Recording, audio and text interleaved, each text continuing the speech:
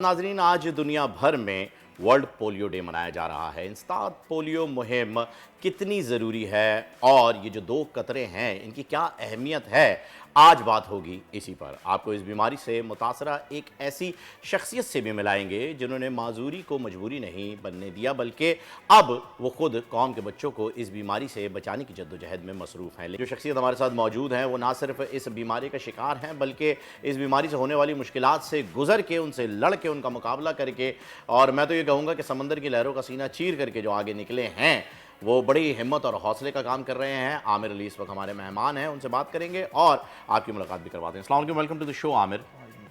आमिर, सबसे पहले तो मतलब बड़ा अजीब सा लगता है ये बात करना, लेकिन आप लोगों के लिए बड़ी मिसाल हैं और मैं ये चाहूँगा कि आप जब ये मुहिम भी चला रहे हैं, ख़ुद पोलियो मुहिम का हिस्सा भी बने हुए हैं और लोग बच्चों को जो है वो कतरे भी पिला रहे हैं पोलियो के, तो बड़ा अजीब सा लग रहा है। बड़ी मजबूरी में मैं आपसे जानना चाह रहा हूँ कि इस मर्ज़ से जो मुश्किलात आपको पेश आई हैं, मैं चाहूँगा नाजरीन को पहले वो बताइए, क्योंकि हमारे मुल्क में बहुत एक थोड़ा तबका ही सही लेकिन एक तबका मौजूद है जो कि इस मुहिम के ख़िलाफ़ है, जो कि नहीं चाहता कि पोलियो जो है उसके कतरे उनके बच्चों को पिलाए जाएँ, जिसकी वजह से ज़्यादातर इफ़ेक्टीज़ भी वही तबके हैं।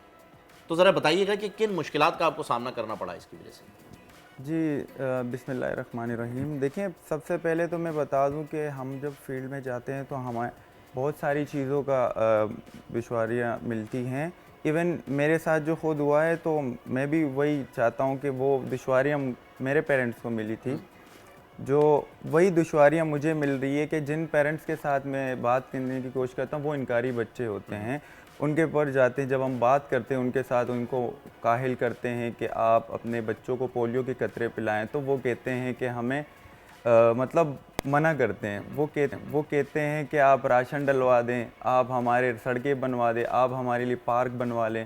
तो कोश हमारे लिए बहुत मुश्किलात होती है जब हम फील्ड में जाते हैं, तो बहुत सारे चैलेंजेस को हम देखते हैं, जैसे कि हमारे पास, लेकिन इसके बरअक्स भी हमारे पास जो हमारी कम्युनिकेशन टीम होती है वो देखती है, घर घर घर जाती है, हाउस टू हाउस उनको कन्विंस करती है। हम अपने पास मदर सेशन प्लान करते हैं, फीमेल्स फादर सेशन प्लान करते हैं, कम्युनिटी इंगेजमेंट सेशन प्लान करते हैं और उनको आगाही देते हैं, वो अवेयरनेस देते हैं कि उनके बच्चे माजूर पैदा ना होते, जैसे मेरे साथ हुआ। मैं नहीं चाहता कि मैं इस फील्ड में, जब हम यही जानना चाह रहे थे कि आपके साथ क्या हुआ था आमिर, ये किस तरह से ऐसा हुआ कि आपके घर वालों ने आपको जो है वो पोलियो ड्रॉप्स नहीं पिलाए थे या पिलाने के बाद ऐसा कुछ अपने बारे में अगर आप बताएं तो लोगों के लिए ज़्यादा आसान होगा फैसला करना। बिल्कुल, मेरे साथ जब मैं 4 साल की उम्र में था तब मेरे पेरेंट्स ने बरहक उन्होंने पिलाया नहीं या कुछ हुआ सडनली कुछ भी, लेकिन ये था कि उस टाइम तो स्टार्टिंग था, क्योंकि हमारी पोलियो उस टाइम नहीं थी। घर मुहिम जो है ना 94 से स्टार्ट हुई थी, तो उसी दिनों में ही स्टार्ट लिया था, तो उस टाइम जो है ना मेरे साथ ये हुआ था। तो मैं जब 4 साल की उम्र में था, लेकिन मैं उसके बावजूद जब चलता था गिरता था, चलता था गिरता था, मुझे इतनी तकलीफ़ होती थी। मैं अपने मतलब स्कूल जाते हुए, मुझे कॉलेज जाते हुए, क्योंकि था मेरे साथ एक फैक्ट, तो इसका तकलीफ होती होगी आपको गिरते हुए देखकर हर बार। बिल्कुल, उनको बहुत तकलीफ़ होती है, इसीलिए तो ये एम्बिशन लेके तो मैं उतरा हूँ इस फील्ड में कि मैं नहीं चाहता कि मेरी तरह कोई हो जाए। मैंने तो अपने आप को समेट लिया, मैं तो फिर भी आया, उनको आगे दिखाया मैंने, मतलब आगे उनको वो किया, तो हौसला दिया। थोड़ा सा ज़रा मुझे बताइएगा पेरेंट्स को लेके भी, कि आपके पेरेंट्स, आपको नहीं मालूम कि आपने ड्रॉप्स नहीं पिए या क्या वजह हुई, खैर आपके साथ ये हो गया, जो कि बस जाहिर है इस पर क्या अब किया जा सकता है, लेकिन आपने कब ये सोचा कि आप ये माजूरी किसी और बच्चे का ना हो या आपने इसके लिए कुछ ना कुछ करना है? ये ख्याल आपको किस तरह आया, मतलब किस लम्हे आया कि आपने कहा नहीं बस अब ये करना है मैंने? जी बिल्कुल, मैं जब स्कूल लाइफ में था तो मुझे तकलीफ़ होती थी इस बात में। फिर मैं कॉलेज लाइफ में आया, फिर यूनिवर्सिटी लाइफ में आया, तो बहुत सारी तकलीफ़ें होती थी। मैं जब देखता था कि हर बस में जो है ना एक माजूर अफराद चढ़ता है, तो वो उतरता कैसे है और वो चढ़ता कैसे है, क्योंकि हर जगह तो ये सहूलत नहीं दी जाती है कि आपके पास शटल बस वगैरह हो। नहीं, तो ये इस वजह से जब तो मैंने ये देखा, तो मैंने अपनी जब ग्रेजुएशन कंप्लीट की तो मैंने ये एम्बिशन लेके आया इस प्रोग्राम में कि मैं एज अ सोशल मोबिलाइज़र आया और मैंने जो है ना आगाही देना शुरू कर दिया और मैंने उनको मतलब उनके पेरेंट्स मतलब सबको आपने कैसे एज अ सोशल मोबिलाइजर काम शुरू किया, किसको ज्वाइन किया, किसकी मदद ली या खुद किया, क्या किया? देखिए मैं सबसे पहले तो मैं जो है ना इसके लिए गया, मैं आगे मतलब टाउन में बात की, आगे बात की यूसी लेवल में बात की कि आगे जाके मतलब जा सकूं, हॉस्पिटल्स में गया, उनको बताया क्योंकि पोलियो की टीम हर ये जगह होती है, हर हॉस्पिटल में होती है और हर ट्रांजिट पॉइंट होते हैं क्योंकि वो हॉस्पिटल्स में पाए जाते हैं। तो इसी वजह से मैंने जब उनको बताया कि मैंने आना है इस प्रोग्राम में और मैंने ये एम्बिशन लेके आना है कि किसी बच्चे के साथ ऐसा ना हो जाए जो मेरे साथ हो, क्योंकि पोलियो लाइलाज बीमारी है, इसका कोई भी हल नहीं है। देखिए एक दफ़ा अगर आपको इन्फेक्ट हो जाए तो आप कुछ भी कर ले, इसका कोई भी हल नहीं और है। फिर वही परेशानियां बर्दाश्त करनी पड़ेंगी जो आपके पेरेंट्स ने की हैं, उसी तरीके से अपने बच्चों को गिरते हुए, लड़खड़ाते हुए, चोट खाते हुए देखना पड़ेगा, जैसे कि आपके घर वालों ने देखा है। आमिर, मुझे ये बताइएगा कि अभी तक आपने ये जो काउंसलिंग शुरू की है, लोगों को समझाने की, आगाही की जो मुहिम चलाई, इसमें क्या रेशियो आपके सामने, लोग आपकी बात सुन के कन्विंस हो गए, आपको देख के कि आप खुद भी एक इफेक्टी हैं, आप खुद पोलियो के मर्ज में मुब्तला हैं, उन्हें ये बात पता चली, ये महसूस हुआ, कितने % लोग जो हैं वो आपकी बात से कायल हुए?